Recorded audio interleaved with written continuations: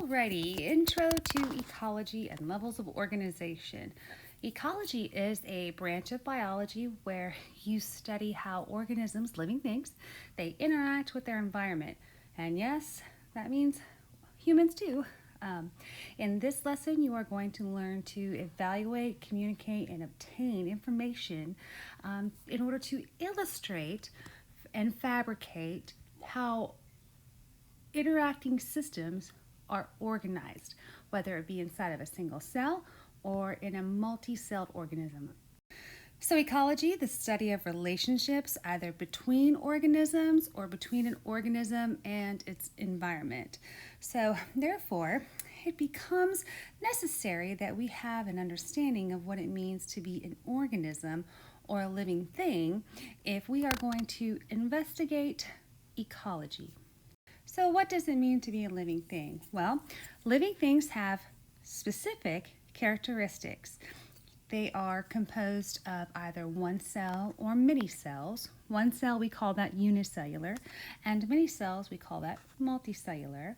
They contain either DNA, deoxyribonucleic acid, or RNA, ribonucleic acid, as their genetic material. All living things are capable of growth. They develop and change, and they become larger. All living things are capable of reproduction. They produce offspring of their own. Now, they have a variety of strategies to do that, but all living things are capable of being reproductive. So reproduction can be either sexual or asexual. Sexual reproduction means that there are a boy and a girl, a male and female of the species. It takes both male and female to produce a unique, genetically different offspring.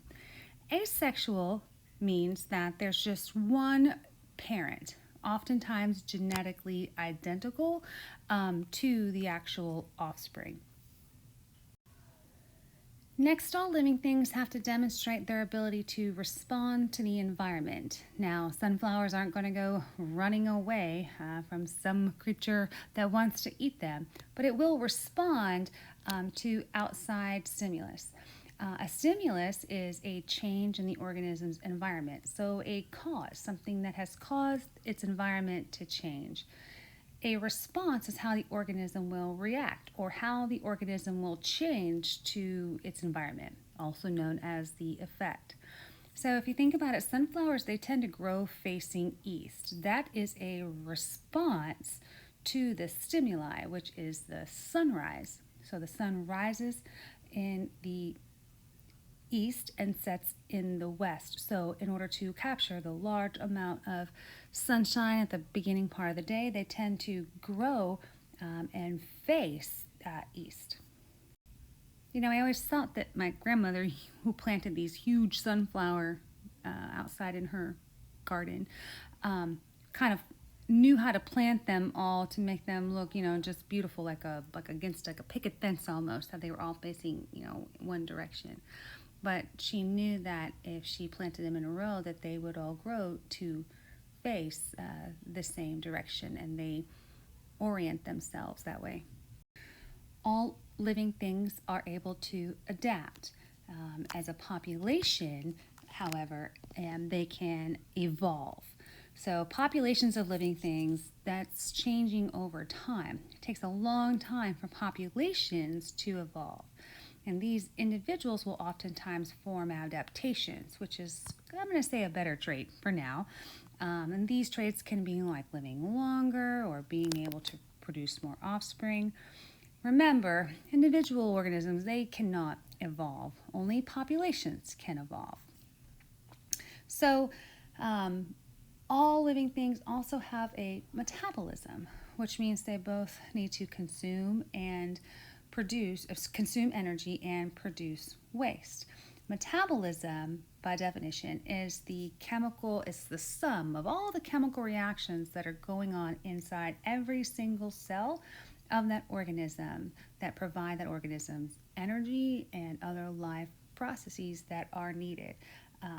and it creates the key molecules that living things need, the macromolecules that we have discussed, proteins, nucleic acids, lipids, and such. As humans, we love to organize things. The levels of organization for ecological systems are as follows.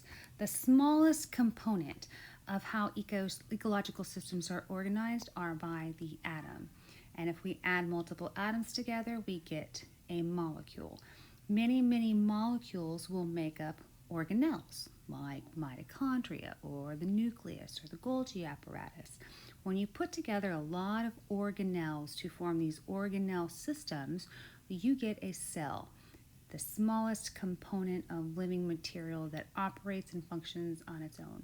Many cells will form together, and from that we get a tissue. Once we have multiple layers of tissue, they form organs. Many organs working together as a system will form an organ system, like a skeletal system, or a renal system, or a circulatory system. When you have a lot of systems, you are an organism. Organisms take on many organ systems in their body. A group of organisms together form a population. A population, where there's many populations living together within a regional, geographically located environment and area, we call that a community that consists of all of these factors where different populations live.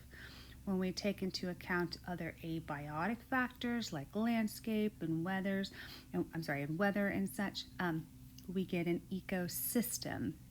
Many ecosystems together will create biomes, and biomes, of which there are major biomes on the planet, create what we call our biosphere. So to clarify, an organism is an individual member of a species or population. So an organism is one deer. And a population will be multiple organisms of that same species all living together. When we have lots of different populations that are in the same general area, in the same environment, like the deer and the birds and the plants and trees of the forest, for example, many populations of different species all living together are a community. Communities plus all of their abiotic factors are going to form an ecosystem. So all of those deer and birds and trees of the forest, etc., in a field with a certain temperature or high or low precipitation rate, for example, that is going to be what's referred to as the ecosystem. And of course, biome, multiple ecosystems where they all share these similar common characteristics, often referred to as precipitation, and then of course climate conditions. We refer to those as biomes. So the tundra is a huge biome, or the grasslands, a huge biome. The zone of where life exists on Earth that encompasses all of its biomes, ecosystems, is our biosphere.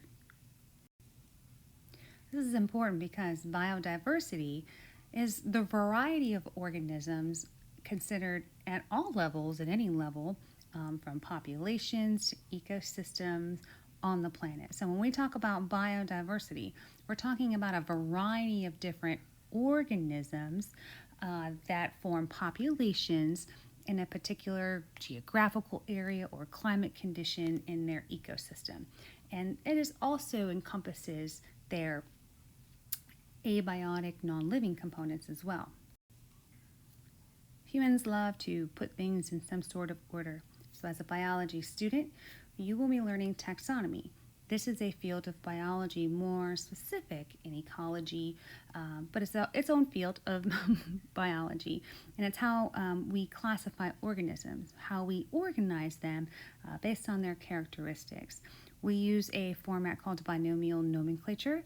It's this two-naming system by Linnaeus that names organisms after a specific species level and then a general classification level of genus. So all life is organized into a binomial nomenclature.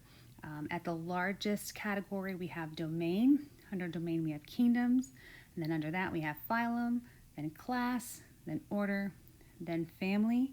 And we're getting more and more specific. Under family, we have genus, and then an individual species. How we illustrate this is through a cladogram. It's a diagram that will show how organisms are related to one another. Cladograms are seen in a variety of different formats, but the one that's here on the example is how you are going to likely see them. And we're going to also learn how to draw them. So it doesn't show really like ancestral relationships like a phylogenetic tree. It's a little different than a phylogenetic tree. But it's similar in that it shows how organisms are related to each other. In order to figure this out, we use dichotomous keys. These are tools that we use to identify organisms based on their characteristics, like if something has legs or no legs, or wings, or a long body or a short body.